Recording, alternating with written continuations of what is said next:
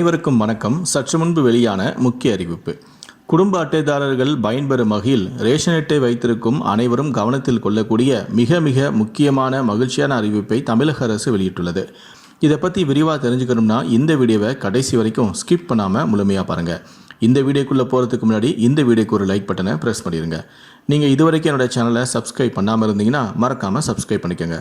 கூடவே அந்த பெல் சிம்பிளையும் மறக்காமல் கிளிக் பண்ணிக்கோங்க. சரி, வாங்க இப்போ வீடியோக்குள்ளே போகலாம்.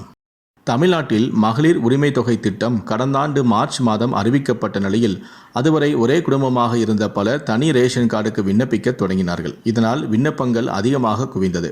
மகளிர் உரிமை தொகை திட்டம் செயல்படுத்தப்பட்டு 7 மாதங்களாகியும் புதிய ரேஷன் அட்டைகள் வழங்கப்படாமல் இருந்து வந்தது.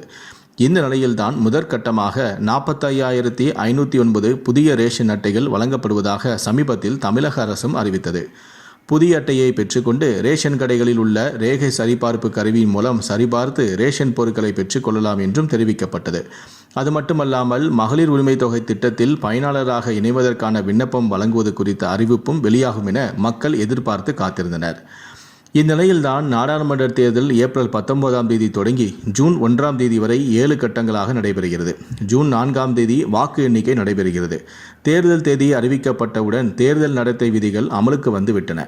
தேர்தல் நடத்தை விதிகள் அமலுக்கு வந்துவிட்டால் புதிய ரேஷன் அட்டைகள் விநியோகம் செய்யக்கூடாது என அதிகாரிகள் தெரிவித்துள்ளனர். இதனால் ஜூன் மாதம் வரை புதிய ரேஷன் அட்டைகள் கிடைக்காது.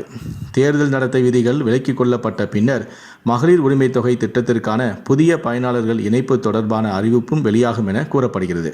எனவே தேர்தல் முடிந்த பின் மகளிர் உரிமை தொகைக்கு புதிய ரேஷன் அட்டை பெற்றவர்கள் மற்றும் இதுவரை இந்த திட்டத்தில் விண்ணப்பிக்க தவறியவர்கள் விண்ணப்பித்து பயன்பெறலாம் எனவும் தெரிவிக்கப்பட்டுள்ளது.